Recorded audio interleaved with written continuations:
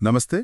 आज हम एक दिलचस्प विषय पर बात करेंगे, अमीर बनने की कला। हाँ, और इसके लिए हम देख रहे हैं पेट्रिशिया जी हॉरिन की संपादित किताब हाउ टू बी रिच के कुछ आइडियाज को। इसमें नेपोलियन हिल, डेल कार्नेगी जैसे कई बड़े नाम हैं। बिल्कुल। और यहाँ मकसद सिर्फ पैसा कमाना सिखाना नहीं है। नहीं, बिल्कुल नहीं। असल में ये उस सोच, उन आदतों और उस नजरिए को समझने की कोशिश है जो असल में सफलता लाते हैं, सिर्फ पैसे में नहीं बल्कि जिंदगी के हर पहलू में। सही कहा। तो चलिए शुरू करते हैं। सबसे पहला पॉइंट है सोच की शक्ति। नेपोलियन हिल कहते थे कि अमीरी एक मानसिक स्थिति है। State of mind. हाँ, ये सुनने में शायद थोड़ा अजीब लगे, पर यह बहुत गहरा विचार है। हिल का मतलब था कि पैसा आने से पहले आपको अमीर होने का एहसास, वो विश्वास अपने अंदर लाना होगा। मतलब पहले अमीर जैसा सोचना शुरू करो। हाँ, एक तरह से एक मानसिक ब्लूप्रिंट बनाना, कल्पना करने कि आप वहां पहुंच चुके हैं। ये सिर्फ पॉजिटिव थिंकिंग नहीं है, ये उससे कहीं ज्यादा है, ये विश्वास है। वाह, मानसिक ब्लूप्रिंट, ये दिलचस्प है। और शायद इसी सोच को सही दिशा देने के लिए स्पष्ट लक्ष्य जरूरी है, जैसे डेल कार्नेगी ने कहा। बिल्कुल। कार्नेगी ने कहा था कि जिसका कोई लक्ष्य नहीं वो कहीं नहीं पहुंचता, या शायद वहीं पहुंचता है जहां वो जाना नहीं चाहता। हाँ, मतलब बिना मंजिल के तो कहीं भी पहुंच सकते हैं। सही बात। तो एक साफ लिखा हुआ लक्ष्य बहुत जरूरी है। उसे रोज देखना एक तरह का दिमागी जीपीएस बन जाता है, आपको याद दिलाता रहता है कि जाना कहाँ है। और उस रास्ते पर चलने के लिए चाहिए समय। बेंजामिन फ्रैंकलिन की वो मशहूर बात, खोया हुआ समय कभी वापस नहीं मिलता। और आज के जमाने में तो ये और भी ज्यादा सच लगता है ना, इतनी सारी चीजें हैं ध्यान भटकाने के लिए। हाँ, सोशल मीडिया ही देख लीजिए। बिल्कुल। फ्रैंकलिन तो समय की बर्बादी को सीधे पैसे की बर्बादी मानते थे, तो सफल लोग वो अपने हर पल को एक तरह का निवेश समझते हैं। इसीलिए शेड्यूल बनाना, बेकार की चीजों से बचना, ये सब जरूरी हो जाता है। अच्छा, तो सोच ठीक है, लक्ष्य साफ है, समय भी मैनेज कर रहे हैं, लेकिन फिर भी कई बार अंदर से वो हिम्मत नहीं आती। शायद यहाँ आत्मविश्वास का रोल आता है। हाँ बिल्कुल। डेल कार्नेगी ने यह भी कहा, विश्वास करो कि तुम सफल होगे, और तुम होगे।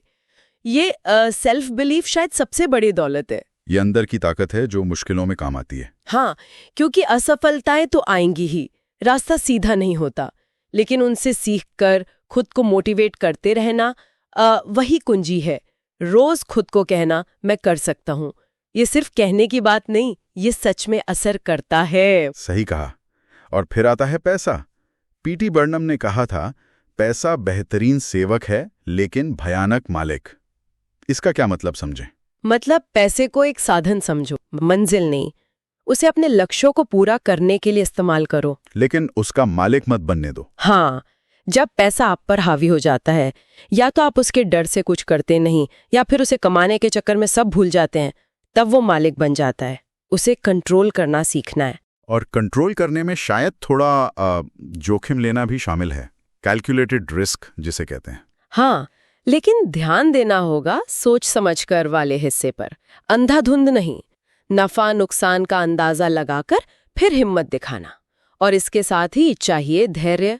धैर्य, हाँ, ये अक्सर भूल जाते हैं लोग, सब कुछ जल्दी चाहिए। बिल्कुल। सफलता रातों रात नहीं मिलती, ये मैराथन है, स्प्रिंट नहीं। लगातार कोशिश और सब्र, ये बहुत जरूरी है। और इन सब के साथ एक और चीज जो शायद हम कम आंकते हैं, लोगों से रिश्ते, मानवीय संबंध। ओ हाँ, ये तो बहुत ही महत्वपूर्ण है।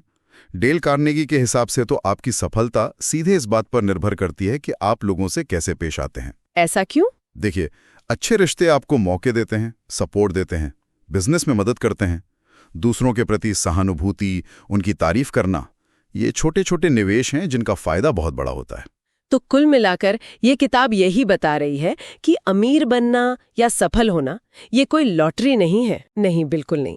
ये आपकी सोच, आपके लक्ष्य, आपकी आदतें, आपका आत्मविश्वास और आपके रिश्तों का नतीजा है। यानी अपनी सोच और रवैया बदलकर शुरुआत करनी होगी। हाँ, निष्कर्ष यही है कि अमीरी सिर्फ पैसा नहीं, ये एक मानसिक स्थिति भी है। और ये एक सवाल छोड़ जाता है सोचने के लिए। क्या सवाल? सवाल ये है कि क्या सिर्फ अपनी अंदरूनी सोच बदलकर कोई अपनी बाहरी आर्थिक हकीकत को पूरी तरह बदल सकता है, या फिर बाहरी हालात हमेशा ज्यादा भारी पड़ेंगे? ये सोचने वाली बात है।